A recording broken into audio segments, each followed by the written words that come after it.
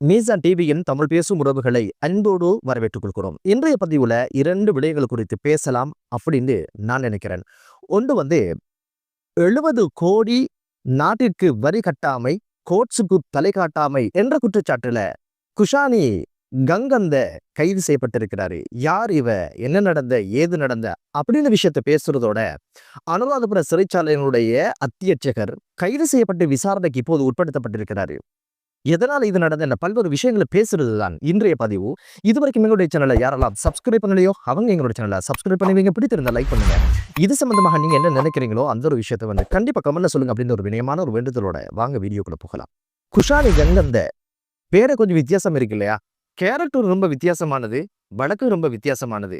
Green Lanka travels மற்றும் green seats Lanka, green Lanka shipping என்ற 3 கம்பெனிகளுடைய பணிப்பாளரும் உரிமையாளரும் இவர்தான். இவர் ஈட்டிய வருவாய்க்கான நாட்டிற்கான வரியாக செலுத்தப்பட வேண்டியது கிட்டத்தட்ட 7,000 லட்சம் ரூபாய். இந்த பணத்தை நாட்டிற்கு கட்டாமையும் இந்த வரியை செலுத்தாமையின் காரணமாக இறைவரி திணைக்களத்தினர் பல்வேறு காலகட்டங்கள்ல இவங்களுக்கு நோட்ஸ் அனுப்பினாங்க. இந்த வரியை கட்டுங்க, இது நாட்டு மக்களுக்கானது பல்வேறு கட்டங்கள்ல இவங்க அறிவுறுத்தல் செய்தும் கூட அந்த ஒரு விஷயத்துக்கு பொருட்படுத்தாம இவ அவட பாட்டுல பிசினஸ் செய்ய ஆரம்பிச்சிருக்கிறா. அப்படியா இருந்தா நிச்சயமாக இவ ஏதோ அரசு பின்புலத்துல இருந்திருக்கணும் அப்படின்னு ஒரு விஷயம் தெரியுது.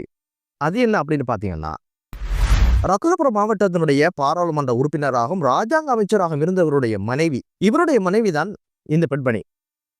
பிறகு என்ன, 2020ஆம் ஆண்டாகும் பொழுது கொழும்பு நீதவான் நீதிமன்றத்துல இந்த திணைக்களம் ஒரு வழக்கை தாக்கல் செஞ்சது.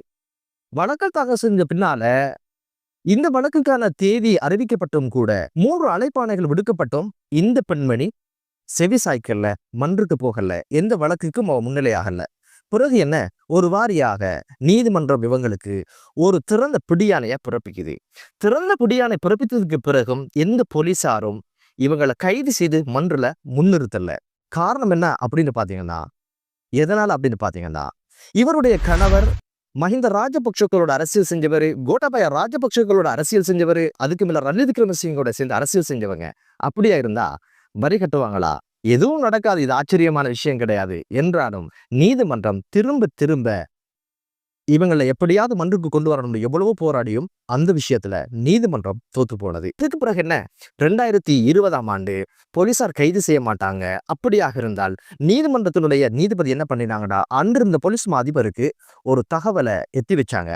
அதுதான், நீதிமன்றத்தை புறக்கணிச்சு வாழ்றா, இவங்க கைது செஞ்ச நீதிமன்றத்துல முற்படுத்துங்க அப்படின்னு சொல்லி அன்றிருந்த போலீஸ் அதிபருக்கு ஒரு கடிதத்தை வரைஞ்சு வச்சாங்க. என்ன நடந்த, என்னதான் நடக்க முடியும்? உறவு ராஜபக்ஷக்களோட, உறவு ரணில் விக்ரமசிங்கோட அப்படியாக இருந்தா இங்கு எந்த சட்ட நடவடிக்கை எடுக்க முடியும் என்பதற்கு இது மிகப்பெரிய ஒரு சான்றாக அமைஞ்சது. இதுக்கு பிறகு என்ன, ஏதோ தனக்கு வந்த ஒரு அறிவுறுத்தலுக்கேற்ப அன்றிருந்த போலீஸ் அதிபர் பியந்த வீரசூர்யா அவங்க சிஐடியினருக்கு ஒரு கடிதத்தை ஃபார்வர்ட் பண்ணியிருந்தாங்க. அந்த கடிதம் சேர்ந்ததுதான், எந்த நடவடிக்கையும் இல்லை. அதுக்கு பிறகு சிஐடியினுடைய பிரதானியாக இப்போதைய பிரதானியாக இருக்கின்ற ஷானி அபேசேகர கண்ல இந்த கடிதம் படுது. உடனடியாக என்ன பண்ணாங்கடா, இது சம்பந்தமான விசாரணைகளை முன்னெடுக்கணும் அப்படின்னு சொல்லி இவ கைது செய்வதற்கான ஒரு ஏற்பாடை அவர் செஞ்சாரு. அந்த கைது எப்படி நடக்குது அப்படின்னு கேட்டீங்கன்னா, மிக ரகசியமாக ஒரு போலீஸ் குழுவை நியமிச்சு உடனடியாக இவங்களை தேடுத பண்ணி ஆரம்பிச்சாங்க. அங்க தேடி இங்க தேடி விசாரிச்சதுல ஒரு வாரியா பொருள பகுதியில அவங்களோட மாமாட வீட்டுல பக்குவமா பத்திரமாக இருப்பதாக செய்தி கிடைக்குது.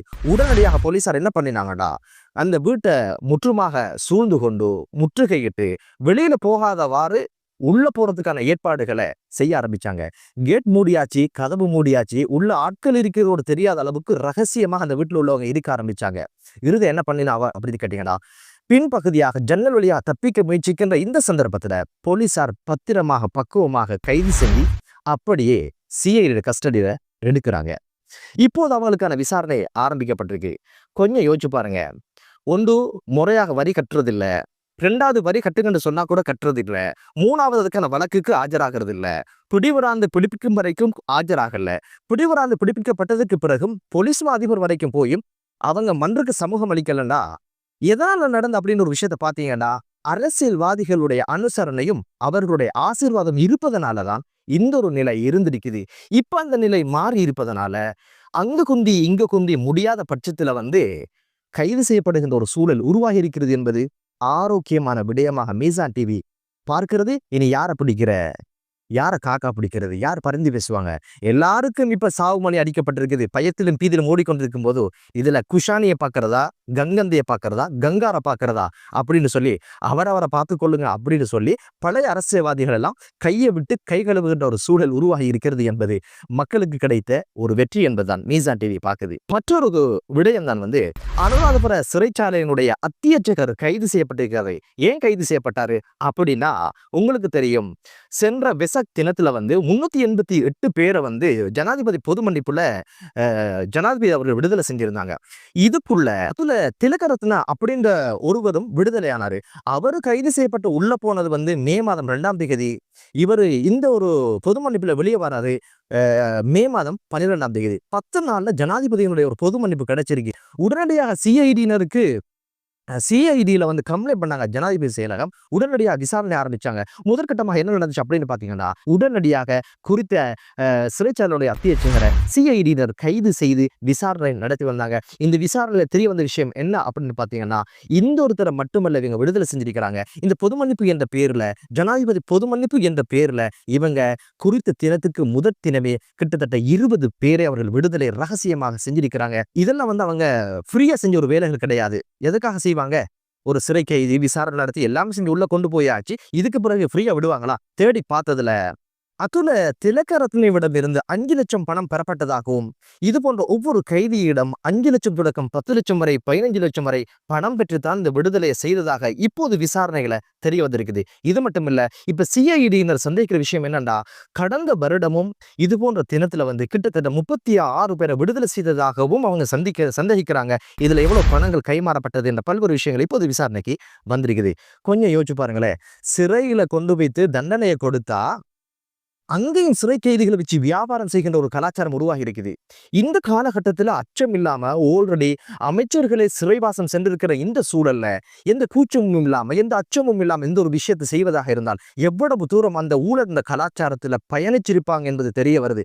நாய்வால நிமித்த முடியுமா? நிமித்த முடியாது. இந்த நாட்டினுடைய சாபக்கேடாக இருக்கின்ற இந்த ஊழலை எப்படி நிவர்த்தி செய்வது என்பதுதான் இப்போது இருக்கின்ற மிகப்பெரிய ஒரு கேள்வி. தண்டனை பெற்றவங்க பல்வேறு குற்றச்சாட்டுக்கூட சம்பந்தப்பட்ட உள்ள இருந்து திருந்த வேண்டியவங்களை பணம் பெற்று வெளியில் விடுகின்ற நீதிமன்றத்தை அவமதித்து சட்டத்தை புறக்கணித்து நடக்கின்ற இப்படியான அரசியல்வாதிகள் இருக்கும் வரைக்கும் நிச்சயமாக எமது நாடு மூலழிச்சு பெருமா என்ற கேள்வி இப்போது எழுந்திருப்பதை பார்க்க முடியுது. அது மட்டுமல்ல, அவங்களுக்கு இப்படி உதவி செய்யறதுனால இவங்களுடைய வாகனங்களை பயன்படுத்துவதாகவும் சொல்லப்படுது. அது மட்டுமல்லாம இவங்களுடைய மாதாந்த வாடகைகள், அவை வாகனத்துக்குரிய வாடகைகள், வீட்டுக்குரிய வாடகைகளை சிறை கைதிகளுடைய பணத்தின் மூலம்தான் அங்கு அவை ஈடு செய்யப்படுவதான குற்றச்சாட்டுகளும் இப்போது சொல்லப்படுகிறது, முன்வைக்கப்படுவதையும் பார்க்க முடியுது. அது மட்டுமல்ல, ஒரு சிறைச்சாலை அதிகாரி வீடு கட்டுறதாக இருந்தால் சிமெந்தி தொடக்கம், கல்லு தொடக்கம், மண் தொடக்கம், சீட்டு தொடக்கம் எல்லாமே இந்த கைதிகளுடைய பணத்திலிருந்து பெறப்படுவதாகவும் சொல்லப்படுது. எனவே இந்த அரசுக்கு இருக்கிற மிகப்பெரிய ஒரு சவால் அரசியல்வாதிகள் மட்டுமல்ல, அரசு அதிகாரிகளும் தான். எனவே அரசு அதிகாரிகளுடைய அனுசரணை இல்லாமல் ஒரு நாளும் எந்த ஒரு பிள்ளையும் எந்த ஒரு ஊழலும் நடப்பதற்கான வாய்ப்பில்லை என்று தெரிகிறது. எனவே அரசியல்வாதிகளுடைய ஊழலை பேசுவது போல அரசு அதிகாரிகளுடைய ஊழலை பேச வேண்டும். அரசியல்வாதிகளுடைய ஊழல்களை தேடி விசாரணை நடத்தி அவர்களை கைது செய்வது போல அரச ஊழியர்களையும் நிச்சயமாக விசாரணைக்கு உட்படுத்தப்பட்டு அவர்களுக்கான தண்டனை கொடுக்கப்படாத வரை நிச்சயமாக நாடு இந்த ஊழல் என்ற பிடியிலிருந்து விடுபட முடியாது என்பதுதான் யதார்த்தமான ஒரு விஷயம். மகர சிறைச்சாலையினுடைய ஒரு ஊழியர் அவரை வீட்டுல மதுபான விருந்து ஏற்பாடு செஞ்சிருந்தாரு. அந்த மதுபான விருந்துக்கு வந்தது யார் அப்படி கேட்டீங்களா? ரொம்ப அதிர்ச்சியா இருப்பீங்க. போதை வஸ்துனுடைய மிக முக்கியமான ஒரு வியாபாரி அந்த பார்ட்டியில கலந்து கொண்டதா சொல்லப்பட்டது மட்டுமல்ல, அந்த பார்ட்டியில அவர் இருந்ததாகவும் விசாரணை ஆரம்பிக்கப்பட்டிருக்குது. இப்ப யோசிச்சு பாருங்க, ஒரு சிறைச்சாலையுடைய அதிகாரிக்கும் போதை வியாபாரிக்கும் என்ன உறவு? வீட்டுக்கு பாட்டு படிச்சு, கூத்தடிச்சு, குடிச்சு இறந்து போற அளவுக்கு அந்த சம்பவங்கள் இருக்கிறதாக இருந்தால் இந்த நாட்டுல சட்டம் ஒழுங்க பேணுகின்றவர்கள் யார் இருப்பார்கள்?